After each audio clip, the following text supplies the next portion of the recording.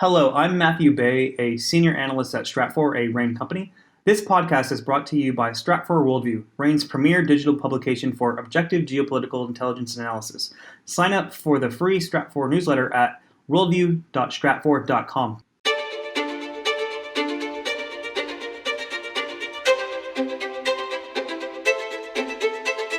You're listening to the Essential Geopolitics podcast from Stratfor, a RAIN company. I'm Emily Donahue. When you think of a military drone, do you think of the big, sleek, silent remote-controlled planes used for intel gathering and bomb runs? What about those tiny drones that individuals use to get aerial pictures or the toys that kids play with? Clearly, drones come in all sizes, but their proliferation has caused major concern across the board. Here to provide guidance is Thomas Abihana, Stratfor's global security analyst. Thomas, thanks so much for being here to set things straight. Thanks for having me, Emily. Earlier this month, the head of Central Command, U.S. Central Command, General McKenzie, said that drone proliferation was the most concerning tactical development in the Middle East. What does that mean, and why did he say it?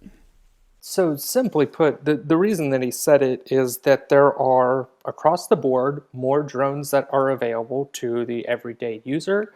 Those drones are becoming more sophisticated, and the expertise of people across the board being able to use those drones has also increased. So you have more governments that are investing in drone technology. Big examples of this are the US, China, Russia, and then if you're looking at the Middle East, Iran and Turkey are two countries that have invested a lot in their drone technology. And you also have private companies themselves that are producing more sophisticated drones for a wide variety of commercial purposes. We're talking about smaller size drones, correct? These can range from tiny little drones that are the size of a laptop computer to, if you're talking about the types of drones that the US and China are deploying, those can be almost the size of a plane. But the concern is whenever you have a non-state actor, like a militant group, that gets a hold of these drones, and a lot of times these are smaller size drones, as we've seen with literally every other piece of technology that's ever existed. These militant and terrorist groups can take these drones and use them for their own destructive ends. And these militant groups are getting access to drones through a growing variety of different ways. Sometimes they get them directly from state actors. So you have examples of Iran providing its non-state supported militias in the Middle East with drones. Sometimes these militant groups seize drones in battlefield scenarios. Sometimes they purchase commercially available drones through regular means that basically anyone can get. And then other times you have them acquiring them through illicit trafficking networks. So the more drones that are out there, unfortunately, the more of a threat that they can pose, which is a big reason why the head of Central Command brought the drone proliferation up as the most concerning tactical threat. Well, what kind of impact have drones had so far in the Middle East? So if you're looking at non-state actors, which is primarily the lens through which we're looking at this here, I already brought up one. Iranian proxies have used drones in attacks against Saudi Arabia, actually. The primary example we have are the Houthis, which are a Yemeni-based rebel group that have gotten support from Iran. And they've used drones with increasing proficiency and accuracy over the last several years. And they've launched actually hundreds of drone attacks against Saudi Arabia. The vast majority of these have been aimed at the southwestern area of Saudi Arabia, so near the Yemeni border, and just because of geographic proximity, that's where they launched most of them. Actually, on February 10th, there was an attack on Abha International Airport in Saudi Arabia, and you had a drone fly into a grounded plane, actually, and cause a fire there at the airport.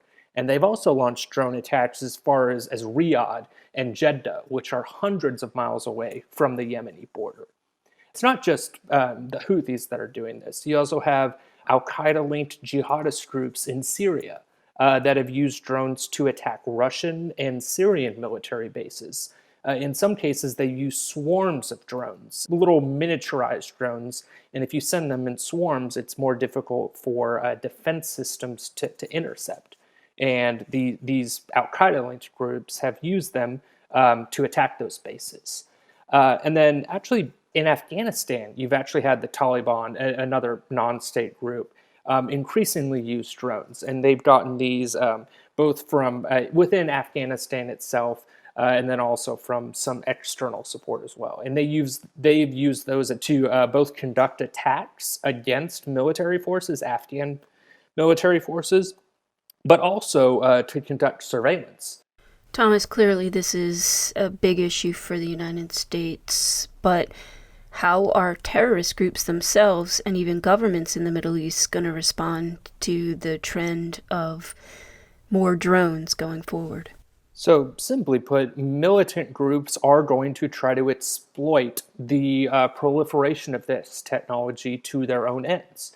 The more drones that are available, you're going to have more attacks using drones in these battle spaces, whether it's a Yemen or a Syria, or potentially, and as we've seen in the past, there's the potential for these groups to launch drones from within battle spaces into civilian areas. So these types of drones, the more sophisticated they get, you can launch them over longer distances and use them to strike targets with more accuracy, which is a concern for the governments. You're also going to have a potential for an expansion of attacks against more novel targets. So you could have the potential of these drones being used to potentially hit airplanes that are in flight, or hit naval vessels that are transiting shipping routes. So these groups are going to look to launch more spectacular attacks. And the way that you get more attention is to strike different targets to generate headlines. And then beyond these militant groups themselves, you're also going to have a risk for grassroots militants, what we call grassroots militants. So some people call these lone wolf militants, people who are inspired by a group's ideology, but don't necessarily have a connection to the group. And so they can take drones commercially available and use them to try to conduct attacks within population centers. Now, they're going to be more constrained in what they can do because they are not in battle spaces. And it does take some expertise to actually operate the drones. But it is something that governments are going to have to take into account.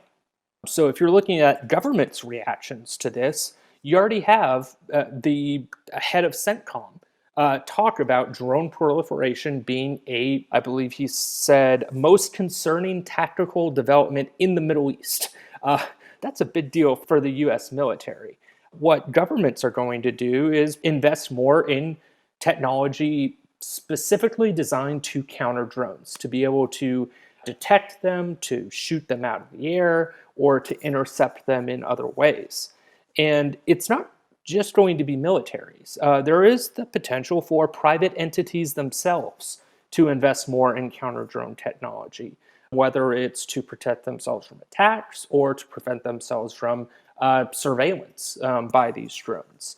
And this could especially be important in areas where specific governments may not be able or even willing to provide the type of anti-counter-drone technology that private entities might need.